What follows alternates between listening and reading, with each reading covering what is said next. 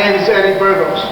What is Kaisai No Genri Principles? It means to continue progress in our style in Goju. Today I have my student, Rob Lewis, with me. Interpreting kata can go various ways.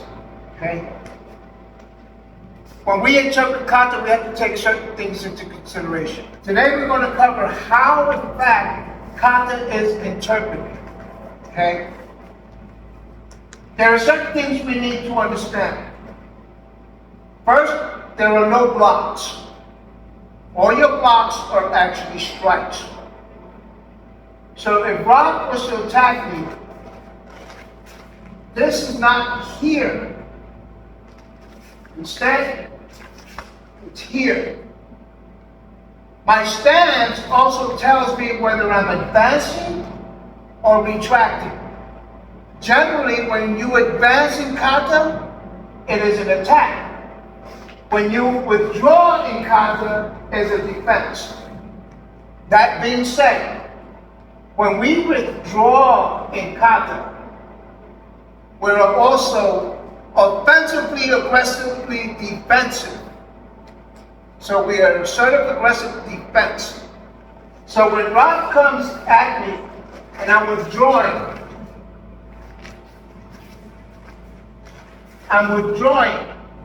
I'm not just going to move back and block. There are hidden things in kata. We have to come outside of that box in kata. Okay? We have to come outside of the box, because if all we do is turn and block and step forward and strike, then we limit the potential of kata. When we block, we're not trying to block fancy in a short type of subject matter. We don't want to block with just our hands. We want to block with our arms, from fingertips to elbow. Then we can bring that down. Now, if I am withdrawing from the attack, it's not just defensive. It is aggressive, offensive, and defensive. When he's coming in, I'm coming back. Since I'm in Niko Ashidash, cat stance, that means that I'm pulling. And as I pull him in, I'm going to push out. Push, pull. There's an arm bar there. Okay? So, kata geki side, for example. We turn, block, we punch, and we step back. Normally, schools would determine that as a block, a strike, and a block. But here in Kaizen No Genri Karate Jitsu, we say differently. He's coming in, we're blocking, trapping, punching, turning back. As I turn back, I'm going to switch hands and block. So my block now is a break of his arm. It becomes it, block, punch. Hand comes back to chamber, and I know there's been many debates about Rikite. The only time it comes to chamber is when I have something in my hand. I'm not coming back to chamber, I'm just holding it here. Why? Because my lats are closed. I'm coming back under. Striking. Armbar. I am not lock, punch, and stepping away. Sure. Block, punch, stepping away. Block, punch, turn. Okay? Block, punch, turn. Block, punch, turn. So when we look at kata, we have to interpret kata by looking outside of the box. What is the feet doing? Okay? As he turns, I block, step,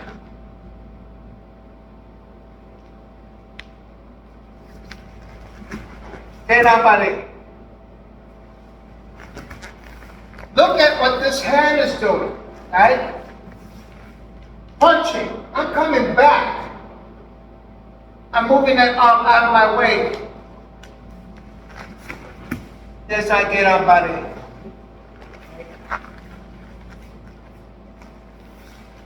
Block. Punch. Shuranuki? No. Toilet. Okay? Does he? Throws a punch. Okay? We got to use natural response.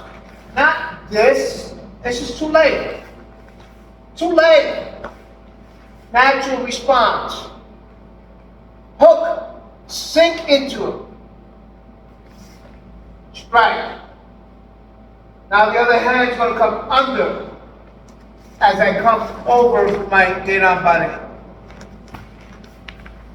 Learn to use your blocks. She's coming in. Okay?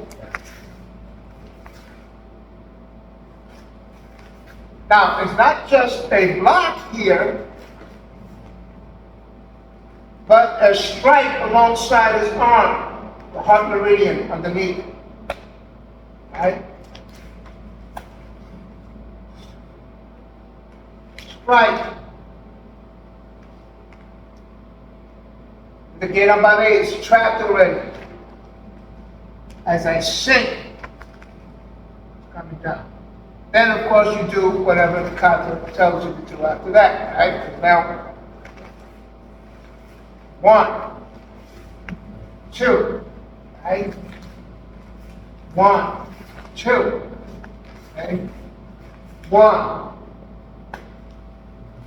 2. It could be a knee. And if it comes for a kick, it could be a knee.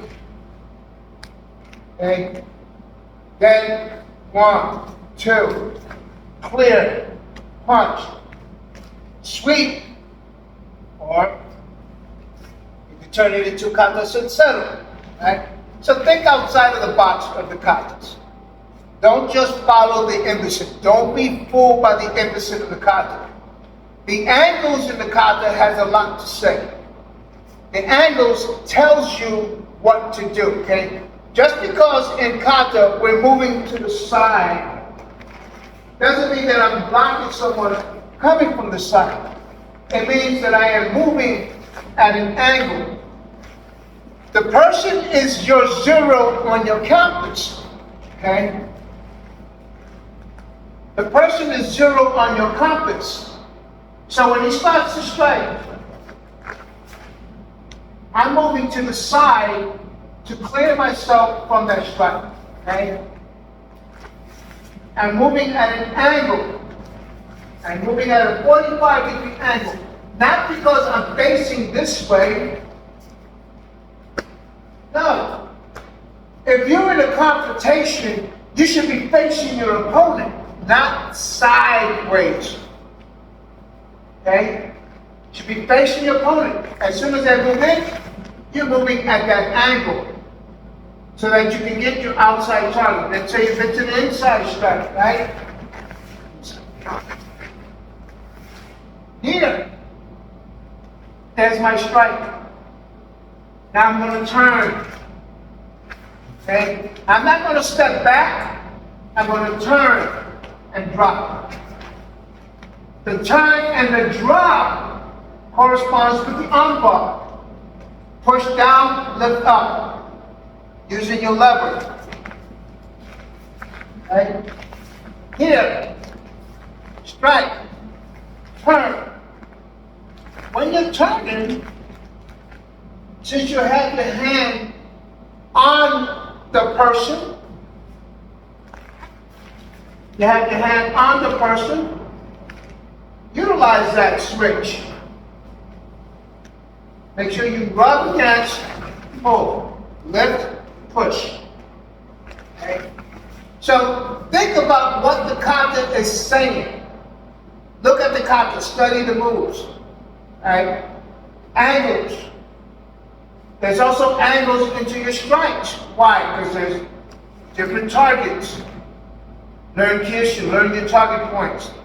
If you're not familiar with your target points, get yourself the book of the Bubishi. Patrick McCarthy has a great one. Get the book of the Bubishi, look, study, and learn the 36 vital points of striking. We're not going to cover that here. I cover that with my students separately, so you won't be seeing that here. But when we're striking the vital points. You have to make sure that the person responds.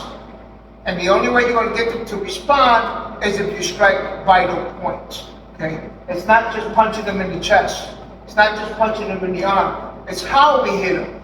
Utilize the kata, see what the kata is telling you. So remember that when we're striking or we're moving, every movement, every hand gesture has a purpose. We're not just moving the hands just to be moving them. We're moving them for a reason. Soft target, hard weapon. Hard target, soft weapons. Okay?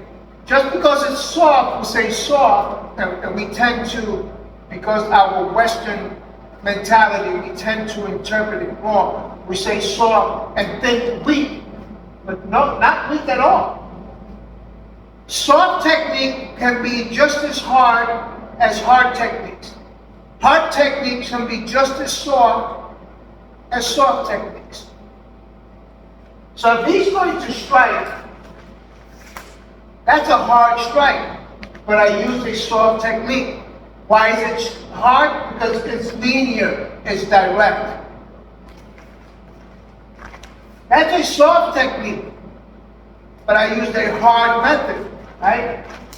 Why is it soft? Because it's circular. Why is it hard? Because I'm clashing my knuckles against them. I have a closed fist. Okay?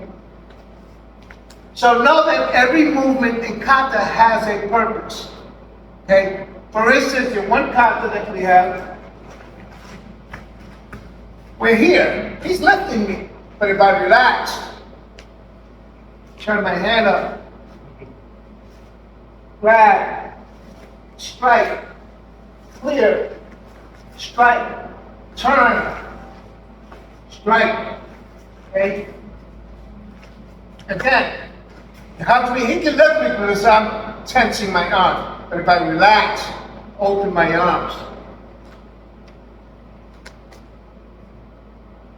Open my arms.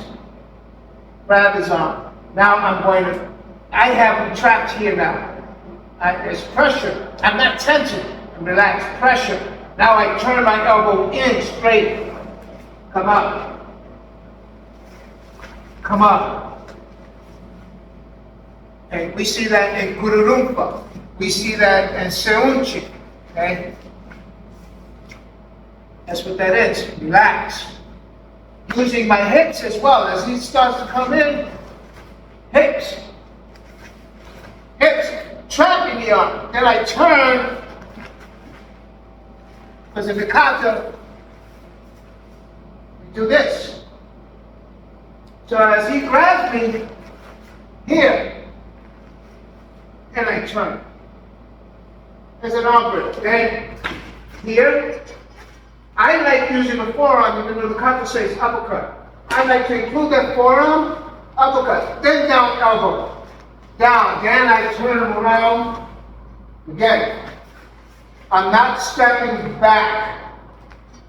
I'm just turning my hip in place and dropping my weight. Okay? So when we're in kata, 1, 2, we turn, lock, elbow, forearm, then the uppercut, elbow down, lock that arm, come in. Okay? I'm not stepping back. I'm just turning my hips, drop them down. Okay? So when you do kata, think about what the kata is telling you. Don't get fooled by the innocent. Don't get fooled by the basic bunkai. There's different levels of understanding in kata.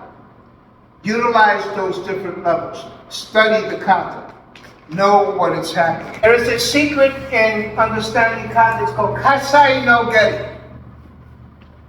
You can see it here. Kaisai No Genri, which means the secret of interpreting and understanding the kata. Studying kata is important. Studying kata is important for all the secrets of your style. Whether you're Goju, whether you're Shotokan, or Ichiru, or any of the styles of the Okinawan arts, or even Japanese. Study your kata, for your kata gives you all the secrets, right? Now, what you have to understand also is the practical application of kata. Do it as the kata says. In kata sincero, we have this move, okay? Actual application.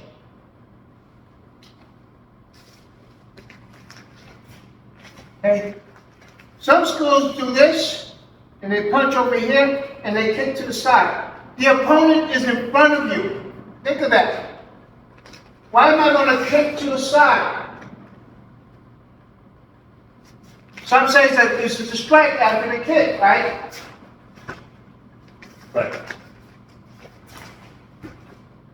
Okay, but it's more practical here, right? Because if the person's moving in, there's that kick. Where's the hand doing? The hand is coming out. It's too late, right? Drive that down. Now you got that elbow. Then here. Sweep. Strike. Okay? Watch from the other side as he comes in. Here. Here. Drive that elbow in. Here. Sweep. Right. Okay? Simply put. And kick doesn't have to go up. I'm still driving the elbow, but I'm keeping that guard. As long as I stay behind his elbow, I'm safe. But if I'm here, I'm going to eat that elbow. I want to be behind the elbow. Then I want to strike in, right? Lean. Boom. I don't want to come here and do this. I want to kick and step. Okay? Kaisai No Genri. The secret of studying your kata. Every stance, every move has a purpose. Learn to utilize that. If you like what you see, please subscribe, like, ring that bell so that you'll be notified for when the next time we have something else. Okay? Practice it, practice it, practice it. It takes time. Okay? The next time we get together, we're going to practice the concept of BAR, body alarm response. That's important, and we're going to apply that to the kata. Okay? Because if your kata and your karate is not pressure tested, when you're out there to use it, it's not going to work. Think about that. Until next time.